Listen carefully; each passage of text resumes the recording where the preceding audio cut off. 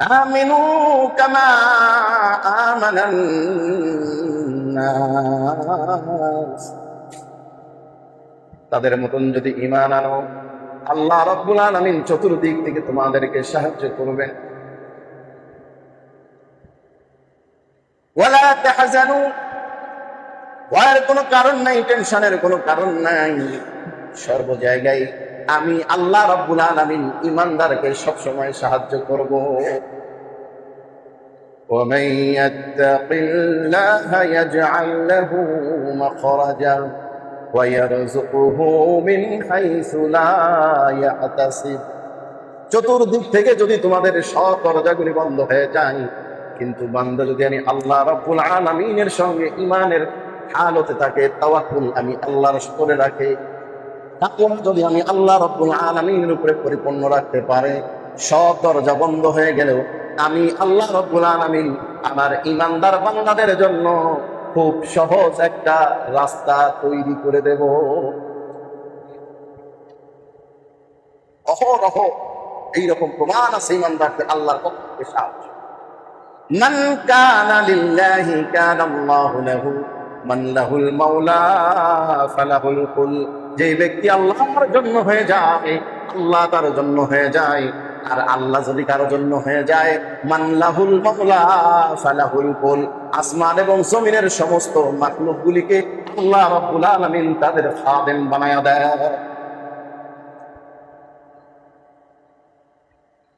ইয়েমেনের গভর্নর মুআজ ইবনে জাবাল রাদিয়াল্লাহু তাআলা আনহু,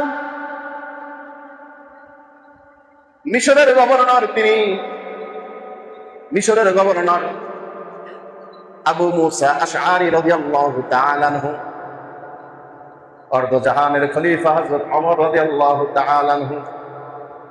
মিশরের নীল নদে পানি নাই। আমর ইবনুল আস রাদিয়াল্লাহু তাআলা আনহু সেই সময় মিশরের গভর্নর। সমস্ত মিশরবাসী আমর ইবনুল আস রাদিয়াল্লাহু তাআলা আনহুর কাছে আসলেন। আসার পরে বলতেছেন, পানি নাই, পানির ব্যবস্থা করেন। পানি যদি না থাকে তাহলে আমরা চাষ করব কিভাবে, উঠকে পানি খাওয়াবো কিভাবে? হযরত আমর রাদিয়াল্লাহু তাআলা আনহু বললেন, প্রত্যেক বছর যখন পানি শুকিয়ে যায় তোমরা তখন কি করো? তখন তারা বলল, এই নদীর পানি যখন শুকিয়ে যায়, পানি যখন নেমে যায়, আমরা তখন একজন সুন্দরী যুবতী মেয়েকে সুন্দর করে সাজায়া গোজায়া এই নদীর মধ্যে তাকে নিক্ষেপ করি, সঙ্গে সঙ্গে আবার নদী আগের মতন পানির ফোয়ারা চালু হয়ে যায়। নাউযুবিল্লাহ। হযরত আমর ইবনে আস রাদিয়াল্লাহু তাআলা আনহু বললেন, ইসলাম এটাকে সমর্থন করে না। সঙ্গে সঙ্গে তিনি খলিফাতুল মুসলিমিন ওমর রাদিয়াল্লাহু তাআলা আনহুর উদ্দেশ্যে মদিনায় চিঠি পাঠালেন। যে অবস্থার সম্পূর্ণ হালতগুলি তিনি খুলে বললেন, চিঠির মধ্যে লিখে দিলেন, আপনি একটা ব্যবস্থা করুন। হযরত ওমর রাদিয়াল্লাহু তাআলা আনহু এবার আমর ইবনুল আস রাদিয়াল্লাহু তাআলা আনহুর জবাবে একটা চিঠি লিখলেন। এই চিঠিটা দুনিয়ার কোনো মানুষের কাছে নয়, ওই চিঠিটা লিখলেন তিনি নীল নদীর কাছে। আল্লাহু আকবার। তিনি বলে দিলেন, এই চিঠিটা পাওয়ার পর নদীতে নিক্ষেপ করবে। চিঠিটা নিয়ে তিনি নদীর কাছে যাচ্ছেন। সমস্ত মানুষগুলো আমর ইবনুল আস রাদিয়াল্লাহু তাআলা আনহুর সঙ্গে সঙ্গে রওনা দিয়েছে যে একটা নদীর সঙ্গে চিঠির কি সম্পর্ক? এই চিঠি দিলেই নাকি নদীর পানি আগের মতন আবার হয়ে যাবে। আল্লাহু আকবার বলে।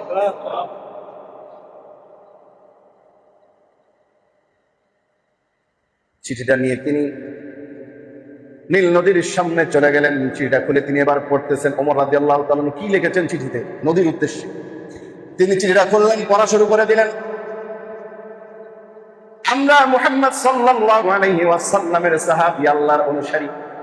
আমরা কখনো মাখলুকের কাছে মাথা নত করি না, আমরা কখনো কুফরি আকীদায় বিশ্বাস করি না। আমার এই চিঠি পাওয়ার সঙ্গে সঙ্গে তুমি নদী আগের মতন আবার পানির ফোয়ারা চালু হয়ে যাবে। যেই মাত্র তিনি এটা পাঠ করেছেন, সঙ্গে সঙ্গে নীল নদীর পানি আগের মতন আবার তার ফোয়ারা চালু হয়ে গেছে। এগুলো কোনো বানোয়াট কেচ্ছা কাহিনী নয়। শুনে মনে হতে পারে যে এগুলো কি, কোনোদিন তো শুনি নাই। এটাই বাস্তব। ইতিহাস তালাশ করে দেখুন, হাদিসের কিতাবগুলো পড়ে দেখুন। এইরকম শুধু একটাই নয়, মুসলিম শরীফের মধ্যে আসছে, আল্লাহ রাসূলের কাছে কিছু লোকজন আসলেন। আসার পরে বলতেছেন যে, ইয়া রাসূলুল্লাহ, রাস্তার মধ্যে একটা বাঘ দাঁড়িয়ে গেছে, আমরা তো এই রাস্তা দিয়ে যেতে পারতেছি না। হযরত ওমর রাদিয়াল্লাহু তাআলা আনহু তামিমদারি রাদিয়াল্লাহু তাআলা আনহুকে বললেন, যাও ওই বাঘটাকে রাস্তা থেকে সরাই দিয়ে আসো। তামিমদারি রাদিয়াল্লাহু তাআলা আনহু গেলেন, ওই বাঘের কান ধরে একটা চড় দিয়ে বললেন, যা এখান থেকে। সঙ্গে সঙ্গে বাঘ রাস্তা ছেড়ে দিয়ে চলে গেছে। কি মনে করেন? ইমানের পাওয়ার তাদের এইরকম। আর আপনার আমার ইমানের হালত কি?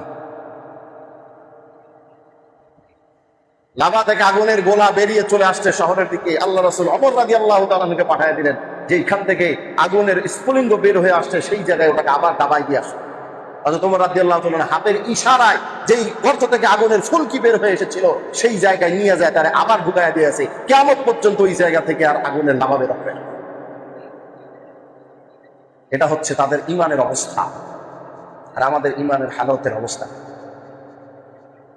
এই জন্য আল্লাহ তাআলা বললেন, এক নম্বর গুণ যারা অর্জন করবে, ইল্লাল্লাযীনা আমানু, ঈমান আনবে যারা, শুধু আপনার আমার মতন ঈমান নয়, ওই সাহাবাদের মতন ঈমান যারা আনবে, আল্লাহ তাআলা তাদের ঈমানে এত বেশি খুশি হয়েছেন, নবী আল্লাহু তাআলা আনহু ওয়া রাদু আন যালিকা লিমান খাশিয়া রাব্বা। আল্লাহ তাদের ঈমানের হালতে আল্লাহ তাআলা তাদের উপরে খুশি, তারাও আল্লাহর উপরে খুশি। তাদের কোনো ভয় নাই, তাদের রবের পক্ষ থেকে তাদের এই ভয়ের প্রতিদান হচ্ছে রবের সন্তুষ্টি। সুবহানাল্লাহ। এই জন্য শুধু ঈমানদার দাবি করলেই হবে না, বরং রবের প্রতি পরিপূর্ণভাবে একীন থাকতে হবে, তবেই আমি আপনি মুক্তি পাবো। দুই নাম্বার, ওয়ামিলুস সালিহাত, এবং যারা নেক আমল করবে, আমলে সালেহ করবে। আল্লাহ রাব্বুল আলামিন বলেন, ফামান কানা ইয়ারজু লিকাআ রাব্বিহি ফালইআমাল আমালান সালিহান ওয়া লা ইউশরিক বিইবাদাতি রাব্বিহি আহাদা। যেই ব্যক্তি চায় তার মুনিবের সঙ্গে সাক্ষাৎ করবে, মোলাকাত করবে, লিকাআ রাব্বিহি, তার রবের সঙ্গে সাক্ষাৎ করবে, এমন রবের উপর ঈমান এনেছি যেই রবকে কোনোদিন দুই চোখে দেখি নাই, যেই রবকে কোনোদিন চোখেও দেখি নাই, না দেখে এমন রবের উপরে ঈমান এনেছি, রবেরকে নিজের জীবনের চাইতেও বেশি ভালোবাসি। ওই রবকে দেখার ইচ্ছা আমাদের আছে না নাই? এক নজর ওই রবকে দেখার ইচ্ছা নাই এমন কোন ব্যক্তি নাই। ওই দিন বান্দারা রবকে দেখবে, উজুহু ইয়াওমাইযিন নাযিরা ইলা রাব্বিহা নাযিরা, অপলক নয়নে তারা তাকিয়ে থাকবে, হাস্যোজ্জ্বল ভাবে তাকিয়ে থাকবে, তাকিয়ে থাকবে তো থাকবেই, পলক আর পড়বে না। এক পলকে তারা তাদের রবকে উজ্জ্বল পূর্ণিমার চাঁদের মতন তারা দেখতে থাকবে। রব বলেন, যারা চায় আমি রবের সঙ্গে সাক্ষাৎ করবে, ফালইআমাল আমালান সালিহা, তারা যেন একমাত্র আমি রবের ইবাদত করে, নেক আমল করে, আমলে সালেহ করে, ওয়ালা ইউশরিক বিইবাদাতি রাব্বিহি আহাদা, আর বান্দা তো আমি রবের ইবাদত করবি, আমার কোন ইবাদতের মধ্যে যেন বান্দা কাউকে কোন বস্তুকে শামিল না করে, শিরক যেন না করে, কাউকে যেন শরীক না করে আমার ইবাদতের মধ্যে। বান্দা দান করবে আল্লাহর ইবাদত, নেক আমল, ওই দান একমাত্র আল্লাহর জন্য হবে, দুনিয়ার কোনো মানুষকে দেখানোর জন্য হবে না। বান্দা নামাজ পড়বে আল্লাহর জন্য নামাজ পড়বে, এই নামাজ কোনো মানুষকে দেখানোর জন্য পড়বে না। বান্দা হজ করবে আল্লাহর জন্য হজ করবে, দুনিয়ার কোনো মানুষকে দেখানোর জন্য, লোকে আমাকে হাজি বলবে এই জন্য হজ করবে না। বান্দা কোনো মানুষকে উপকার করবে, করে খোটা দেবে না, উপকার করে সেটা মানুষের কাছে জানানোর জন্য উপকার করবে না, একমাত্র রবের সন্তুষ্টির জন্য পরোপকার করবে। বান্দা পিতামাতার সঙ্গে নেক আমল ব্যবহার করবে, সদ্ব্যবহার করবে, আল্লাহর সন্তুষ্টির জন্য পিতামাতার সঙ্গে সদ্ব্যবহার করবে, দুনিয়ার কোনো মানুষকে দেখানোর জন্য নয়। মা বাবার সঙ্গে খারাপ আচরণ করবে না, নেক আমলগুলি করবে একমাত্র আল্লাহ রাব্বুল আলামিনের সন্তুষ্টির জন্য। রব বলেন, ইন্নাল্লাযীনা আমানু ওয়া আমিলুস সালিহাতি কানাত লাহুম জান্নাতুল ফিরদাউসি নুজুলা। আল্লাহু আকবার। বান্দা নেক আমল করবে, আমি আল্লাহ রাব্বুল আলামিন জান্নাতুল ফিরদাউসের মধ্যে তাদেরকে মেহমান বানায় দেব। খালিদিনা ফিহা লা ইয়াবগুনা আনহা হিওয়ালা। আর ওই জান্নাতের মধ্যে খালিদিনা ফিহা অনন্তকালের জন্য থাকবে। একবারে ঢুকবে তো ঢুকবে, ওই জায়গা থেকে আর কোনোদিন তাদেরকে বের করা হবে না। নেক আমলের ব্যাপারে আরো অসংখ্য নেক আমল, আমলে সলেহের ব্যাপারে আল্লাহ রাব্বুল আলামিন বান্দাকে সুসংবাদ দিচ্ছেন। তোমরা আমলে সলেহ করো, যার যত আমল নেক হবে, সৎ হবে, ভালো হবে। আমল, নামাজ পড়া ভালো আমল, দান করা ভালো আমল, কিন্তু নেক না। ভালো আমল হলেই সেটা নেক আমল হবে না, সৎ আমল হবে না। সৎ আমলটা হয় কখন? যেই আমলটা আল্লাহ এবং তার রাসূলের সন্তুষ্টির জন্য হয়, সেই আমলটা বলা হয় নেক আমল। সেই আমলটা যত ছোটই হোক না কেন, সেই আমলটা যদি আল্লাহ আল্লাহ রাসূলের সন্তুষ্টির জন্য হয়, সেই আমলটাই আল্লাহর দরবারে কবুল হবে। আপনি 1 টাকা দান করছেন, আরেকজন 1 লক্ষ টাকা দান করছে। যেই ব্যক্তি 1 লক্ষ টাকা দান করলো বা 1 লক্ষ বার সুবহানাল্লাহ বললো, সেই ব্যক্তির উদ্দেশ্য যদি আল্লাহ আল্লাহ রাসূলের জন্য না হয়, মানুষকে দেখানোর জন্য হয়, মানুষ তাকে দানশীল বলুক, মানুষ তাকে দাতা বলুক, মানুষ তাকে বড় বুজুর্গি বলুক, মানুষ তাকে বড় নামাজি বলুক, এইরকম যদি উদ্দেশ্য হয়, এই নামাজ তার কোনো উপকার আসবে, এই দান তার কোনো উপকার আসবে। পক্ষান্তরে কোনো ব্যক্তি একবার সুবহানাল্লাহ বলেছে বা 1টা টাকা দান করেছে, কিন্তু তার মনের উদ্দেশ্য একমাত্র আল্লাহ এবং তার রাসূলের সন্তুষ্টির জন্য, ওই আমলটাই হচ্ছে নেক আমল। ওই আমলের পাল্লা কাল কিয়ামতের ময়দানে মিজানের পাল্লায় সবচেয়ে ভারী হয়ে যাবে। সুবহানাল্লাহ, এটাই হচ্ছে নেক আমল। আর আপনার ইন্তেকালের পরে এই নেক আমলগুলো সদকায়ে জারিয়া হয়ে আপনার কবরে যেতে থাকবে। সুবহানাল্লাহ। তাছাড়া সব আমল তো বন্ধ হয়ে, এই জন্য সৎ আমল, আমলে চলে, নিজেকেও বান্দাকে সৎ হতে হবে, তার আমলগুলো সৎ একমাত্র আল্লাহ তার রাসূলের জন্যই। সাহাবারা কার জন্য আমল করেছিলেন? কোটি কোটি ধন সম্পদ, জীবন সবকিছু বিসর্জন দিয়েছেন, সন্তান, বিবি, বাচ্চা সবকিছু বিসর্জন দিয়েছেন ইসলামের জন্য, রবের সন্তুষ্টির জন্য, রাসূলের সন্তুষ্টির জন্য। আল্লাহ তাআলা তাদেরকে কবুল করে নিয়েছেন, এমন কবুল করেছেন কিয়ামত পর্যন্ত তাদের নাম স্মরণ করে এই উম্মাহ তাদের নামগুলোকে স্মরণ করবে। সুবহানাল্লাহ। এই জন্য প্রবাদ বাক্য আছে, এমন জীবন তুমি করিয়ে গঠন, মরিলে হাসিবে তুমি, কাঁদিবে ভুবন। আজকে সাহাবারা দুনিয়ার এই জমিনে কষ্ট করে জীবন বিসর্জন দিয়ে রবের সঙ্গে সম্পর্ক করেছিলেন, যার কারণে তারা তো মৃত্যুবরণ করেছে, কবরের মধ্যে তারা আজকে হাস্যোজ্জ্বল জীবন যাপন করতেছে।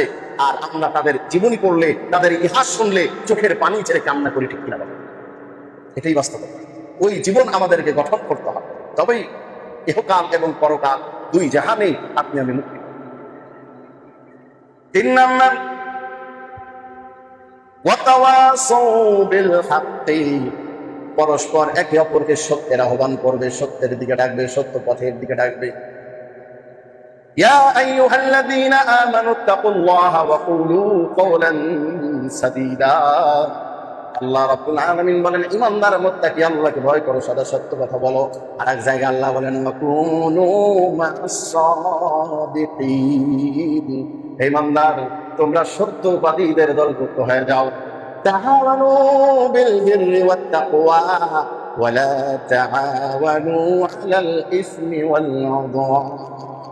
আল্লাহ রাব্বুল আলামিন বলেন, তোমরা পরস্পরকে হকের দিকে রাখো, নেক আমলের দিকে রাখো, নেক আমলের প্রতি সহযোগিতা করো একে অন্যকে, আর বদ আমল থেকে তোমরা একে অপরকে বাধা প্রদান করো। আমাদের দায়িত্ব আল্লাহর পক্ষ থেকে 3 নম্বর আমল যারা করবে, সত্যের পথে মানুষকে ডাকবে, নেকের পথে ডাকবে, ভালো পথে ডাকবে, সৎ আমলের দিকে ডাকবে, নামাজের দিকে ডাকবে, ভালো কাজের দিকে ডাকবে, মাহফিলের দিকে ডাকবে, কোনো গুনাহের কাজে ডাকবে না। কেউ যদি গুনাহ করে তাকে বাধা প্রদান করার চেষ্টা করবে। আল্লাহ রাব্বুল আলামিন বলেন, কুনতুম খায়রা উম্মাতিন উখরিজাত লিন-নাসি তা'মুরুনা বিল মা'রুফ ওয়া তানহাউনা আনিল মুনকার ওয়া তু'মিনুনা বিল্লাহ।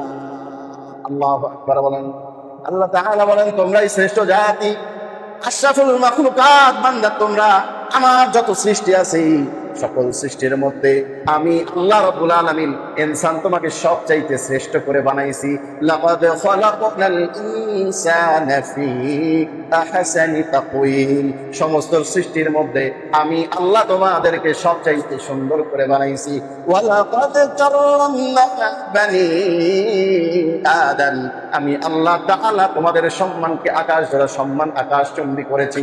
তিনটা সম্মান আল্লাহ তাআলা আমাদেরকে দিলেন, শ্রেষ্ঠ বানাইলেন, সুন্দর বানাইলেন, সম্মানও বাড়াইলেন। এমনি নয়, উখরিজাত লিন্নাস, এক নাম্বার দায়িত্ব হলো বান্দা তুমি মানুষের কল্যাণ করবে, মানুষের উপকার করবে, বিপদগ্রস্ত মানুষকে তার বিপদ উদ্ধার করবে, সহযোগিতা করবে। নাকি তুমি বিপদগ্রস্ত বান্দাকে আরো বিপদগ্রস্ত করবি, তার কাছ থেকে বিপদে পড়লে তাকে তুমি তার কাছ থেকে ফায়দা হাসিল করবে, এই জন্য না। উখরিজাত লিন্নাস, মানুষের কল্যাণ তোমার দ্বারা নিশ্চিত করার জন্য আমি তোমাকে বানাইছি। তা'মুরুনা বিল মা'রুফ, সৎ কাজে আদেশ করবে, ওয়া তানহাউনা আনিল মুনকার, অসৎ কাজে বাধা প্রদান করবে। সৎ কাজে আদেশ করা এটা আমাদের দায়িত্ব, অসৎ কাজে নিষেধ করা এটাও দায়িত্ব। এই তিন কাজের কারণে আপনি আমি আল্লাহর পক্ষ থেকে শ্রেষ্ঠ জাতি। সুবহানাল্লাহ। আজকে খবর নাই, চোখের সামনে অন্যায় হয়, বাধা প্রদান করার সমাজনীয় ভূমিকা পালন করি। আমাদের দেশে এখন সুশীল কিছু সমাজ আছে, সমাজের মধ্যে চোখের সামনে অন্যায় হয়, অবিচার হয়, জুলুম হয়, ক্ষমতা সামর্থ্য থাকার পরেও বলে না না ওইসব ঝামেলার মধ্যে বাবা যাওয়া যাবে না। আছে না এক দরজা লাগায়া ঘরের মধ্যে বসে থাকে চুপচাপ, যাই হোক এই ঝামেলার মধ্যে যাওয়া যাবে না। আপনার সামনে যদি কোনো অন্যায় হয়, সামর্থ্য থাকার পরেও যদি আপনি সেই অন্যায়ের প্রতিবাদ না করেন, আপনি ঈমানদার নন। মুসলিম শরীফের হাদিস, আল্লাহর হাবিব বলেন, মা মিন মুনকারান মিনহু আহাদিন ফালিয়াতাইয়ার বিয়াদিহি ফালিয়ুগাইয়িরহু বিয়াদিহি ওয়া লাম ইস্তাতি' ফাবিলিসানিহি ফাইন লাম ইস্তাতি' ফাবিকলবিহি ওয়া যালিকা আদআফুল ঈমান। তোমার সামনে যদি দেখো কোনো অন্যায় হচ্ছে, ক্ষমতা থাকলে হাত দ্বারা বন্ধ করে দাও। তোমার ক্ষমতা আছে প্রতিবাদ করার, হাত দ্বারা, হাত অর্থ হচ্ছে ক্ষমতা, তাহলে তুমি সেই ক্ষমতার প্রয়োগ করে সেই অন্যায়কে সমাজ থেকে মিটিয়ে দাও, অন্যায় প্রতিবাদ করো। যদি ক্ষমতা না থাকে মুখ দিয়ে বলো, জবানের মাধ্যমে প্রতিবাদ করো।